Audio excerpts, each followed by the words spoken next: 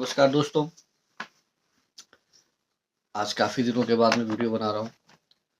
जैसा मैंने बताया था आपको कि लोकतांत्रिक व्यवस्था क्या होता है, और मैंने ये भी बताया था कि मैं इसको 3 भाग में 3 पार्ट में कंप्लीट करूँगा। तो फर्स्ट पार्ट जो मैंने कुछ दिन पहले बनाया था, उसका मैं सेकंड पार्ट बना रहा हूँ। और मैंने ये भी बताया था कि one party system, two party system, multi party system, national level party, state level party, ये सब क्या होता है, ये सारी बातें मैंने आपको फर्स्ट वीडियो में बताया था कि मैं सब डिस्कस करने वाला हूँ। तो जो पहला वीडियो था मेरा, वो लोकतांत्रिक व्यवस्था पे था, और आज मैं काफ़ी समय के बाद आया हूँ।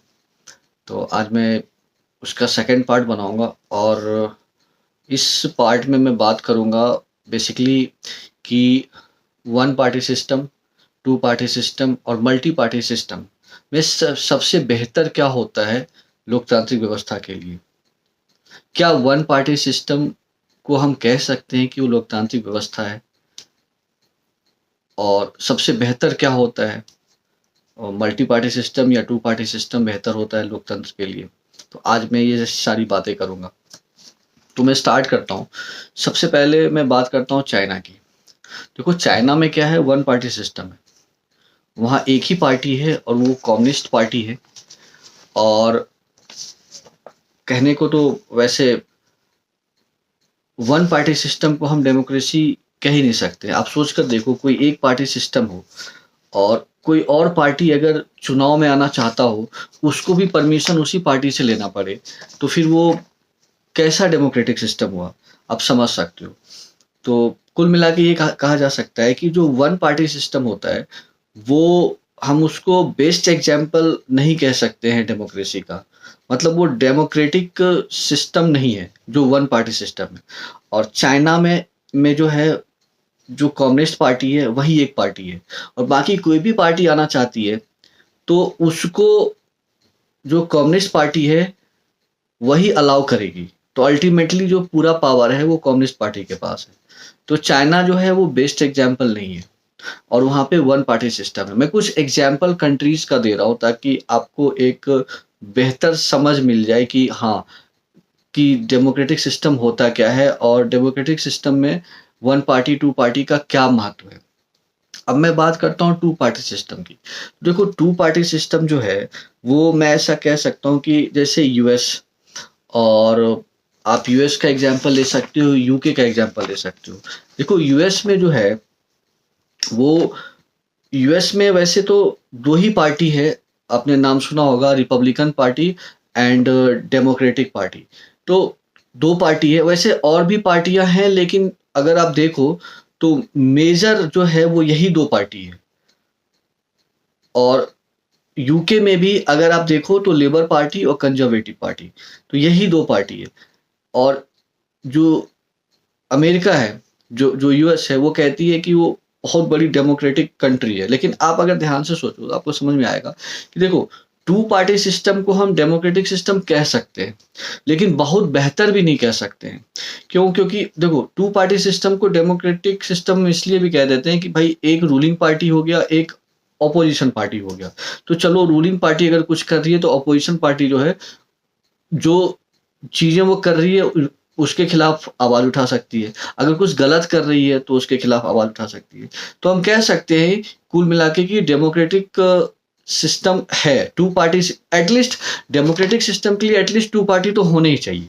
लेकिन बेस्ट एग्जांपल है या नहीं है, ये टू पार्टी सिस्टम उसको जस्टिफाई पूरी तरीके से नहीं करती है। और दो ही पार्टी बेसिक रूप से बेसिकली काम करती है यूएस में, आपको बताया, रिपब्लिकन पार्टी और डेमोक्रेटिक पार्टी। उसी तरीके से यूके भी एक एग्जांपल है, तो उसमें भी लेबर पार्टी है, कंजर्वेटिव पार्टी है।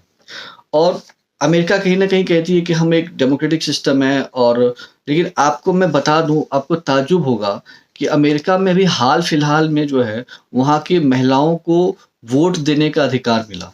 और भारत में क्या था, भारत में आज़ादी के साथ ही जब पहला चुनाव हुआ था, तो महिलाओं को वोट देने का अधिकार मिला था। अब यहाँ पे थोड़ा बात ये भी आ जाता है कि भाई भारत में जिस समय इंडिपेंडेंस मिला तो हमारे कंट्री में जो था, जो लिटरेसी रेट था वो महज 14 to 15% था। तो हम किसी को अगर हम लिटरेसी रेट के आधार पे अगर वोटिंग सिस्टम में शामिल करते लोगों को तो समस्या खड़ा हो जाता। तो बहुत सारे लोग जो है वोट देने से वंचित रह जाते। लेकिन लड़ाई तो उन्हीं लोगों ने लड़ा था। तो इसलिए यहाँ सबको वोटिंग राइट्स मिला।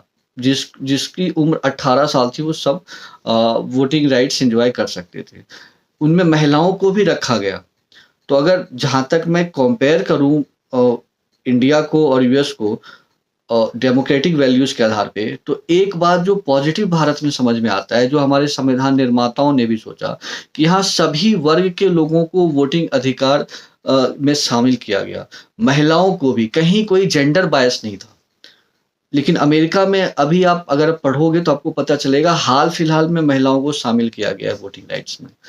और उसी तरीके से यूके में भी 2 पार्टी सिस्टम है, लेबर पार्टी और कंजर्वेटिव पार्टी। तो एक डेमोक्रेटिक सिस्टम में एटलीस्ट 2 पार्टी तो होने ही चाहिए, जिसको कि जस्टिफाई कर देती है। लेकिन बेस्ट ऑप्शन मैं बताता हूँ, भारत में आप देखो, भारत में जो है वो मल्टी पार्टी सिस्टम है। यहाँ पे बहुत सारी पार्टियां चुनाव लड़ती है। इवन मुझे अभी, मैं जिस वक्त बोल रहा हूँ, मुझे ऐसा लगता है कि यहाँ कुल मिलाकर के लगभग मुझे लगता है इलेक्शन कमीशन ऑफ इंडिया में लगभग मुझे लगता है कि 750 पार्टी जो होगी वो रजिस्टर्ड होगी लगभग। तो सोच सकते हो कि कितनी पार्टियां, यहाँ कोई भी चुनाव लड़ सकता है, ऐसा कोई रिस्ट्रिक्शन नहीं है, यहाँ कोई भेदभाव नहीं है। और यहाँ पे इतनी सारी पार्टियां हैं।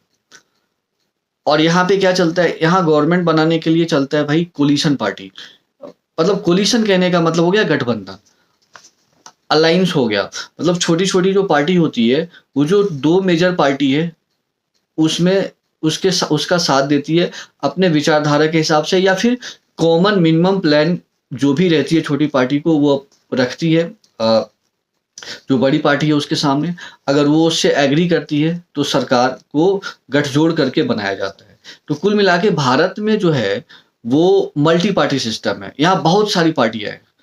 और जब चुनाव होता है उसके बाद, चुनाव के बाद जो है अगर सीटें एक पार्टी को पूरी तरीके से ना मिले तो जो छोटी छोटी पार्टी है वो अपने कॉमन मिनिमम प्लान को रखती है बड़ी पार्टी के सामने, और अगर वो इस पे एग्री करती है तो सरकार बन जाता है। तो यहाँ गठबंधन से सरकार बनता है। तो अगर देखा जाए तो जो भारत है वो कंप्लीटली लोकतांत्रिक व्यवस्था जिसको कहते हैं उसमें वो फिट बैठती है। बेस्ट एग्जाम्पल है, क्योंकि यहाँ कोई भी पार्टी चुनाव लड़ सकती है। मैं अभी भ्रष्टाचार और इस पे बात नहीं कर रहा हूँ, मैं एक सिस्टम की बात कर रहा हूँ, एक पॉजिटिव मैनर में मैं बात कर रहा हूँ। और जो रीजनल पार्टियां होती है अपने क्षेत्र के इशू को उठाती है, तो बहुत सारी पार्टी काम कर रही है।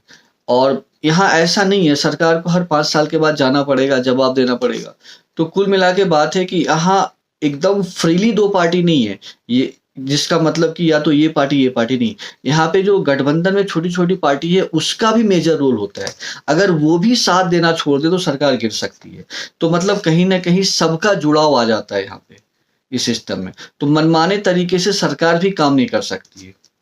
तो ये जो आज मैंने इस तरीके का वीडियो मैंने बनाया था, पिछले जो मैंने लोकतांत्रिक व्यवस्था बनाया था उसके आधार पे ही मैंने आपको कुछ समझाने की कोशिश किया है कि 1 पार्टी, 2 पार्टी और मल्टी पार्टी में सबसे बेस्ट ऑप्शन क्या हो सकता है डेमोक्रेसी के लिए।